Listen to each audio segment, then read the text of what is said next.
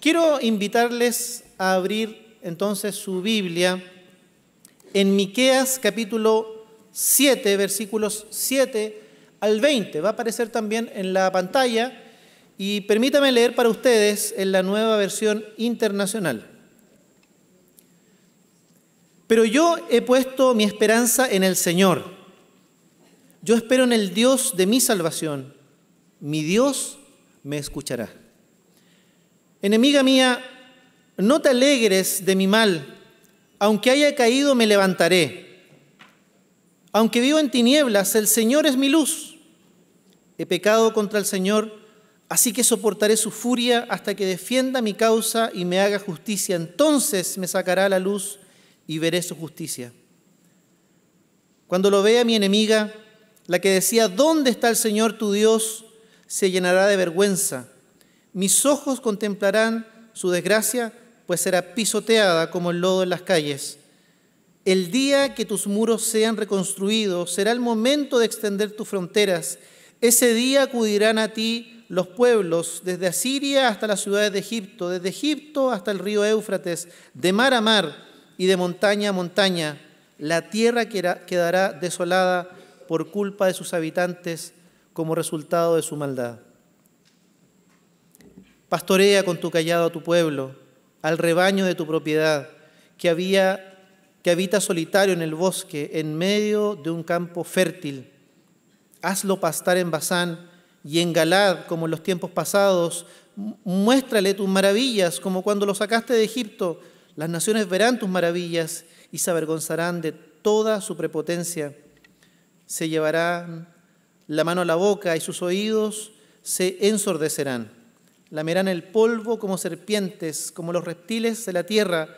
Saldrán temblando de sus escondrijos y, temerosos ante tu presencia, se volverán a ti, Señor y Dios nuestro. ¿Qué Dios hay como tú, que perdona la maldad y pasa por alto el delito del remanente de su heredad? No estarás airado para siempre, porque tu mayor placer es amar. Vuelve a compadecerte de nosotros, pon tu pie sobre nuestras maldades y arroja al fondo del mar todos nuestros pecados. Muestra tu fidelidad a Jacob y tu lealtad a Abraham, como desde tiempos antiguos se lo juraste a nuestros antepasados. El libro de Miqueas, que cierra con este capítulo 7 hasta el versículo 20 que acabamos de leer, ha venido hablando constantemente acerca de la maldad del pueblo, pero también de los gobernantes, de los reyes, de los sacerdotes, de aquellos que debían dirigir y guiar al pueblo.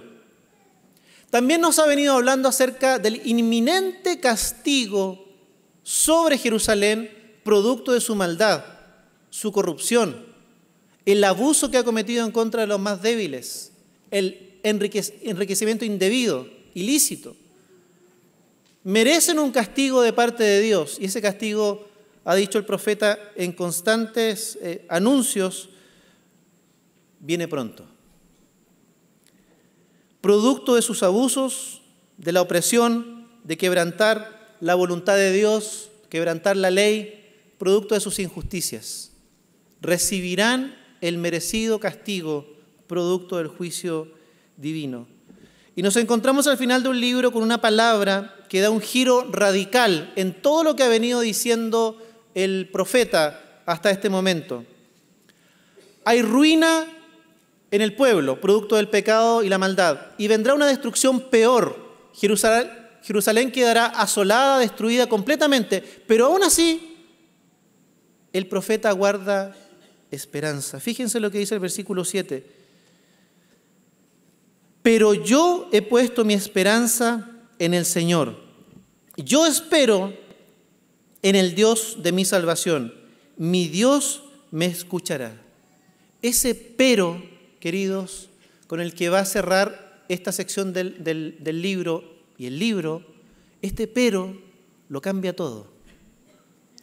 Este pero nos habla de que a pesar de todos los anuncios de la maldad, de injusticia, a pesar de los anuncios de castigo, a pesar de los anuncios de juicio contra Jerusalén, a pesar de lo que ellos van a sufrir y padecer. A pesar de eso, él tiene la esperanza puesta en el Señor.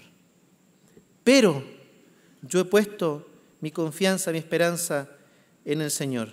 ¿Qué hace que el profeta tenga tal esperanza?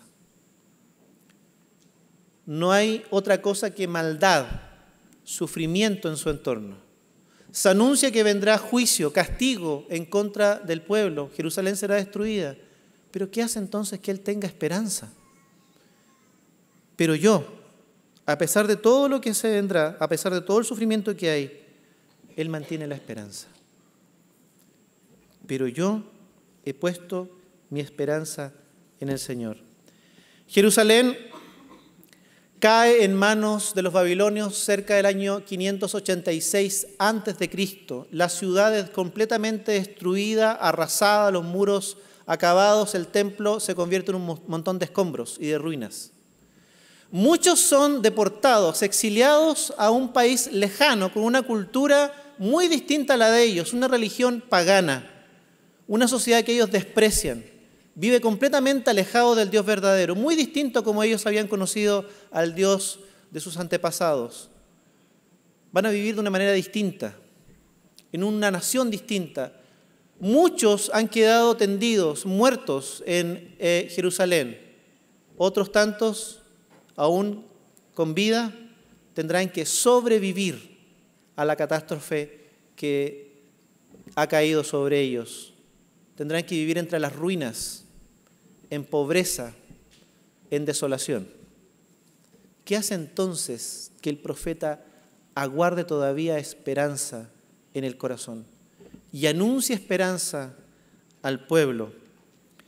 El pueblo, ya lo había dicho antes el profeta, ineludiblemente tendrá que sufrir el castigo justo de Dios.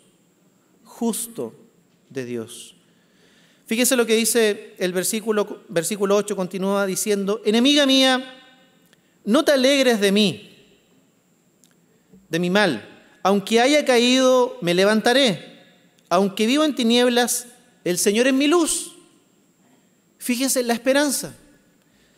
He pecado contra el Señor, así que soportaré su furia hasta que defienda mi causa y me haga justicia. Entonces me sacará a la luz y veré su justicia.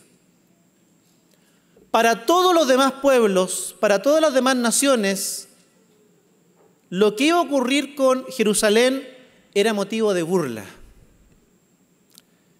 de vergüenza, de risa, de escarnio en contra de Jerusalén. No te burles, dice enemiga mía, no te alegres de mi mal. ¿Por qué el pueblo enemigo de Jerusalén, el pueblo de Dios, se va a burlar, se va a reír? Porque no tienen la esperanza que el profeta tiene. La destrucción vendría y esta nación sería completamente exterminada, sin posibilidades de resurgir. Todos hablaban, pensaban y se burlaban por esta destrucción completa de este pueblo. Las demás naciones no tienen la esperanza que tiene el profeta, por eso lo único que ven es destrucción y se burlarán de esa destrucción por parte de Dios hacia su propio pueblo. Pero el profeta tiene esperanza. No te burles, no te alegres, le dice a los enemigos. Este no es el fin del pueblo. Note esta frase: he pecado contra el Señor, así que soportaré su furia hasta que defienda mi causa y me haga justicia. El profeta reconoce que ellos han pecado. El profeta reconoce que el pecado merece el justo juicio de Dios, el castigo de Dios sobre el pueblo. Lo sabe y lo reconoce. Dice el pasaje: he pecado contra el Señor. El profeta hablando en nombre del pueblo. Reconoce su maldad. Reconoce que han quebrantado la ley, la voluntad de Dios, pero reconoce también que el castigo que vendrá es un castigo justo sobre ellos. Sabe el profeta que han pecado y que el castigo de Dios es justo, pero también sabe algo que los demás pueblos no saben y por eso se burlan. Piensan que la destrucción es completa y cabal. Desconocen al Dios que va a actuar de manera justa y va a emitir su justo juicio sobre el pueblo. No lo conocen. El versículo 10 dice, cuando lo vea mi enemiga, cuando vea ¿qué cosa? Que el Señor los levante, los saque a la luz. Cuando lo vea mi enemiga, la que me decía, ¿dónde está tu Dios?, se llenará de vergüenza. Ellos tienen en su mente la idea de dioses castigadores, dioses crueles, dioses déspotas, que no tienen ninguna compasión ni misericordia del pueblo. Todo el cúmulo de dioses paganos son dioses autoritarios que usan su poder para castigar y destruir. El Dios al que conoce el profeta, aunque es un Dios justo, que trata con el pecado, es también un Dios que se compadece y actúa en misericordia. Ese Dios no lo conocen los enemigos. Por eso el profeta guarda una esperanza, que aunque van a sufrir el castigo justo, el juicio de Dios, Dios los va a restaurar y los va a levantar nuevamente. A ese Dios de compasión y de justicia, los pueblos paganos no lo conocen. Por eso se burlan. Por eso hacen escarnio de la condición. Por eso se atreven a preguntar, ¿dónde está tu Dios? Pero por otro lado, por eso el profeta se atreve a guardar esperanza, porque conoce que Dios es un Dios también de compasión, de misericordia, que se complace, dice el profeta, en amar a su remanente. Cuando lo vea mi enemiga, la que me decía, ¿dónde está el Señor tu Dios?, se llenará de vergüenza.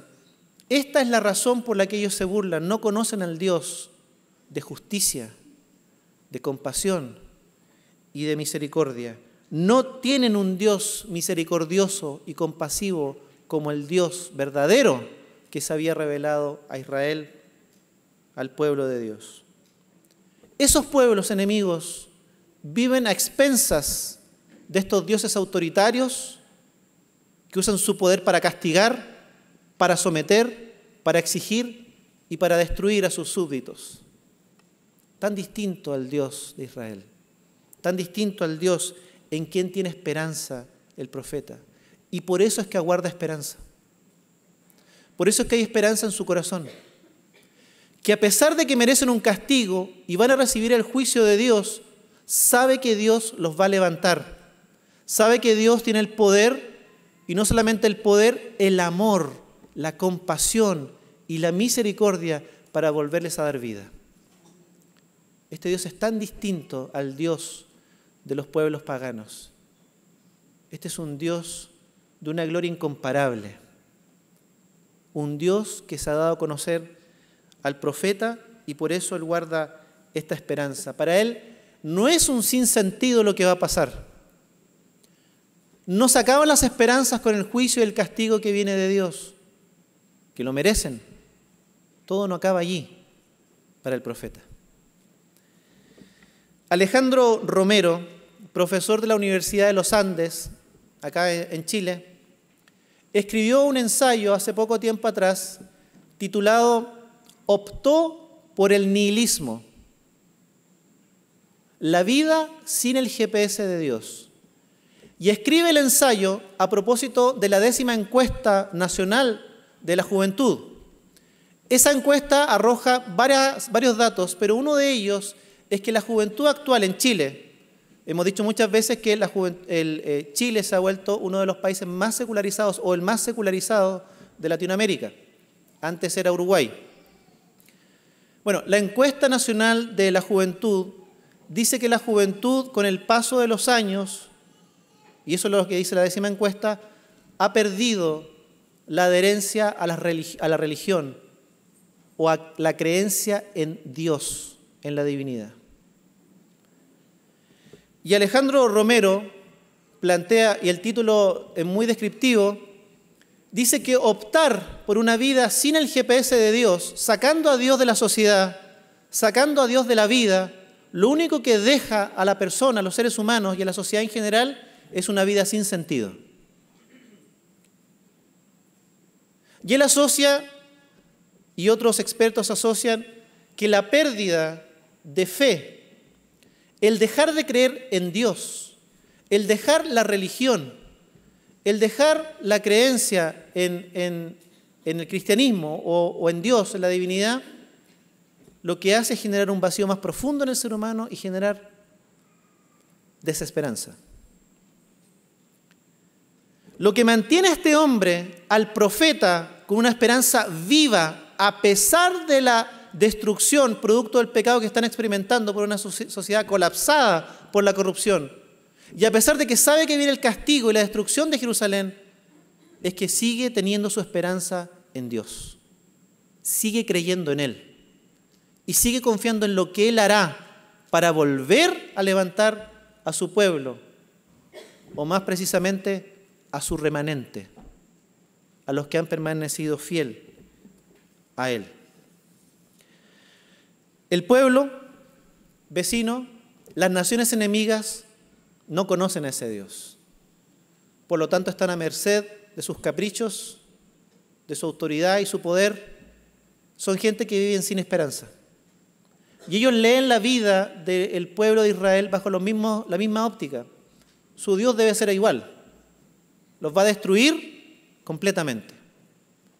El profeta insiste en decir que su Dios es un Dios de esperanza. Un Dios que un día los va a levantar nuevamente de las cenizas, de la ruina y de la miseria. La causa de la esperanza es creer en este Dios que puede hacer nuevas todas las cosas y restaurar la vida del pueblo desde las mismas ruinas. El pueblo y el profeta sí tienen esa esperanza. Y el profeta anima al pueblo a creer, a volver a mirar a Dios y depositar la esperanza en Él. Versículo 7, que fue el primero que leímos. Pero yo he puesto mi esperanza en el Señor. Yo espero en mi Dios de mi salvación. Mi Dios me escuchará. Y el versículo 10 continúa diciendo, ¿qué Dios hay como tú, que perdona la maldad y pasa por alto el delito del remanente de su heredad? Aquí está centrada la esperanza del profeta. Dios no solamente es un Dios que va a castigar con un juicio justo al pueblo por el pecado. Dios es un Dios que perdona la maldad y pasa por alto el delito. Tiene la esperanza que Dios va a ejecutar su juicio, los castigará, pero en su bondad y misericordia perdonará sus pecados y los volverá a levantar como pueblo. Aquellos que permanezcan fiel a Él, al remanente, dice el pasaje. A aquellos que reconozcan su pecado, como lo ha dicho el versículo que leímos en labios del profeta. No estarás airado para siempre, porque tu mayor placer, dice el pasaje, es amar. Es mostrar compasión, es mostrar misericordia. Vuelve a compadecerte de nosotros, pon tu pie sobre nuestras maldades y arroja al fondo del mar todos nuestros pecados. El profeta reconoce con esta pregunta que no hay Dios como su Dios. Lo que los demás pueblos no entienden, él sí lo entiende. No hay Dios como el Dios de ellos. Un Dios perdonador, un Dios que pasa por alto el delito al remanente de su heredad. A ese Dios perdonador que ama a su pueblo, las demás naciones no lo conocen y viven sin esperanza. El Salmo 103, versículo 10, dice, no nos trata conforme a nuestros pecados, hablando el salmista acerca de Dios. No nos trata Dios conforme a nuestros pecados, ni nos paga según nuestras iniquidades. Queridos, queridas, si fuera por nuestra culpa y nuestro pecado, ninguno de nosotros estaría aquí. No hemos sido tratados conforme a nuestros pecados. Dios no nos ha pagado según nuestras iniquidades. La palabra del Señor dice que todos pecamos, todos somos culpables, todos estamos bajo la ira de Dios. No hay ningún justo, ni aún uno. Pero el profeta guarda la esperanza de que Dios perdone los pecados, los lance, dice el pasaje, los arroje al fondo del mar, pisotee todas sus maldades, se compadezca de ellos. Finalmente, Dios castiga, derrama su juicio sobre Jerusalén, es invadida, destruida la ciudad, los muros, el templo, y muchos son exiliados, deportados y otros mueren. Los que quedan solamente tendrán que sobrevivir a una condición de vida horrenda, como ha sido la expulsión, la muerte de aquellos que son sus hermanos y hermanas y la destrucción de la ciudad. Queridos, todos nosotros sufrimos las consecuencias del pecado, porque todos nosotros vivimos en un mundo roto por el pecado. Todos nosotros sufrimos realidades donde hay sufrimiento, hay dolor, producto de que el mundo es un mundo roto por el pecado. Pero ninguno de nosotros ha sufrido el castigo que merecen nuestras iniquidades. Ninguno de nosotros ha sufrido la ira de Dios. Finalmente, Jerusalén fue castigada. Allí Jerusalén, Dios, el Dios justo, castigó la maldad, la rebeldía en Jerusalén y derramó su castigo y su ira sobre la ciudad y sus habitantes. Pero ¿sabe qué? Nosotros conocemos una parte de la historia que el profeta no conoce. Nosotros aguardamos una esperanza mucho mayor que la esperanza del profeta. Él aguardaba que un día el pueblo fuera devuelto a su tierra y la ciudad fuera reconstruida y la presencia de Dios nuevamente habitara en el templo. Hace 2000 años, en Jerusalén, fue castigado todo el pecado de la humanidad. Tu pecado y mi pecado, mis iniquidades y transgresiones fueron castigadas en Jerusalén en una persona, el Hijo de Dios.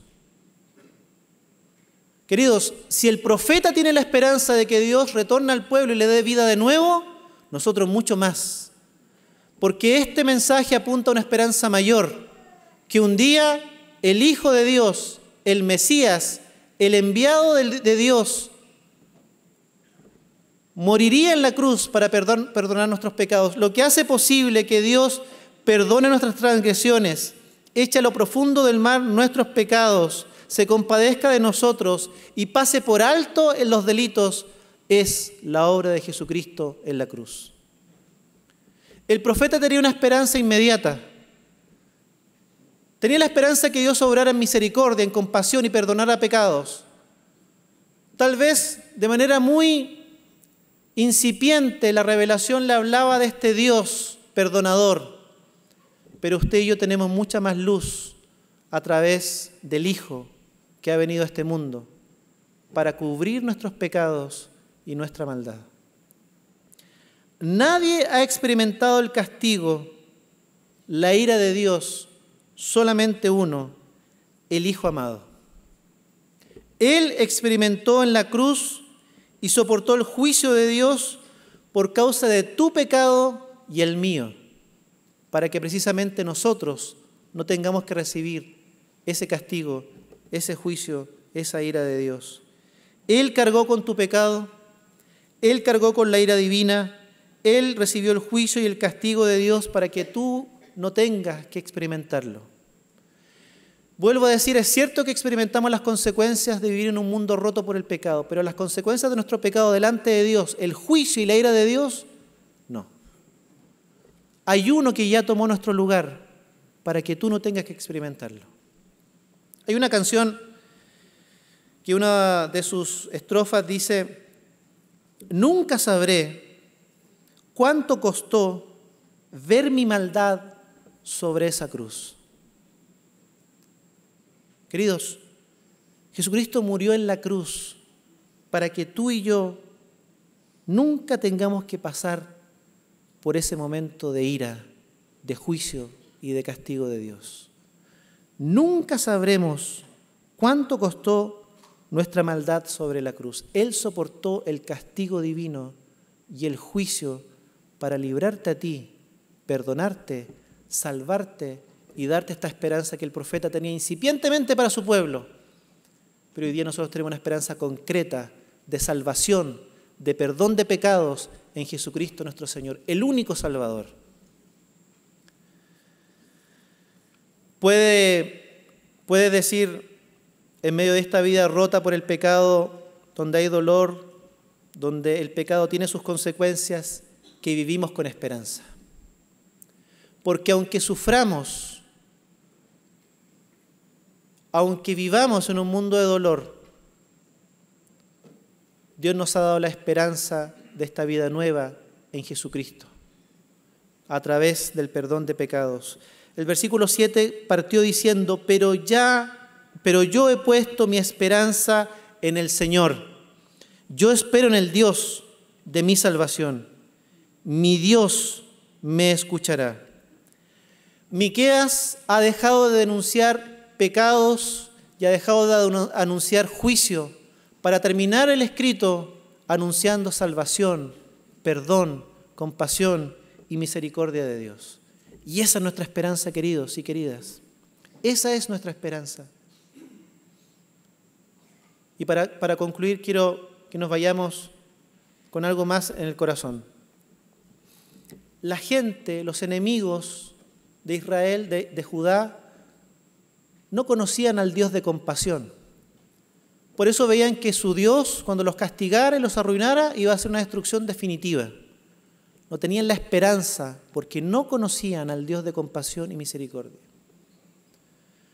Queridos, hay mucha gente hoy día en nuestra ciudad, en el Gran Santiago, en nuestros barrios, en nuestros trabajos, en nuestras escuelas, universidades, que viven sin esperanza, porque no conocen al Dios de compasión, de amor y de misericordia.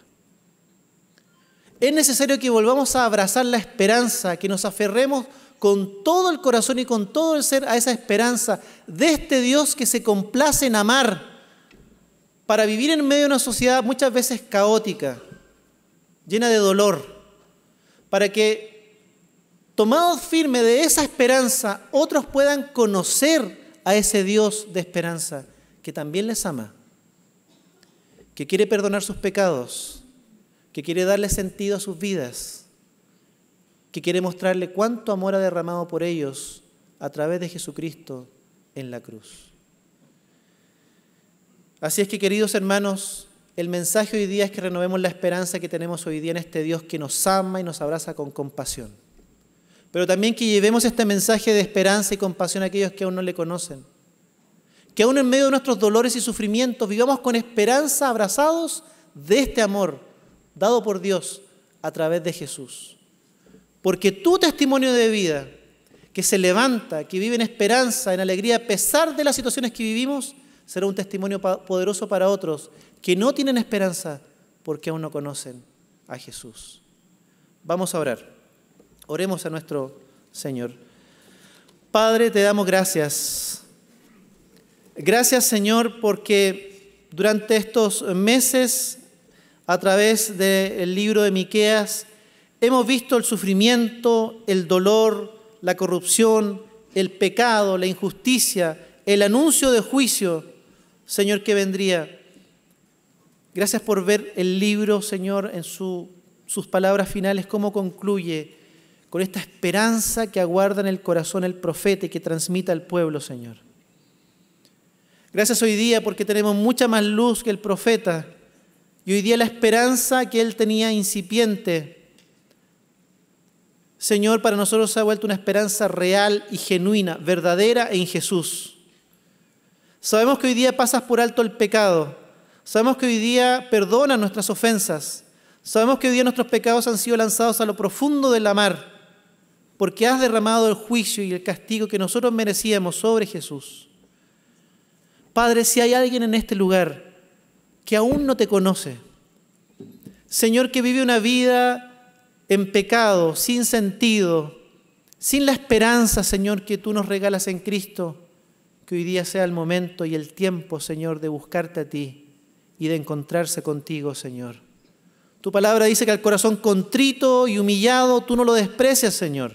El profeta habla de reconocer su pecado, esperando que tú hagas todo lo demás, dar salvación, perdón y restauración. Bendícenos y ayúdanos como iglesia, Señor, a comunicar este mensaje de esperanza en un mundo que hoy día vive en un sinsentido, sin esperanzas, sin perdón, sin paz en el corazón, Señor. Que junto con el profeta y al cerrar este libro, Señor, hoy día tomemos nosotros el lugar que nos has dado como hijos e hijas de anunciar este mensaje de esperanza de un Dios como tú, Señor, que se complace en amar. Gracias, Padre. En el nombre de Jesús. Amén. Amén.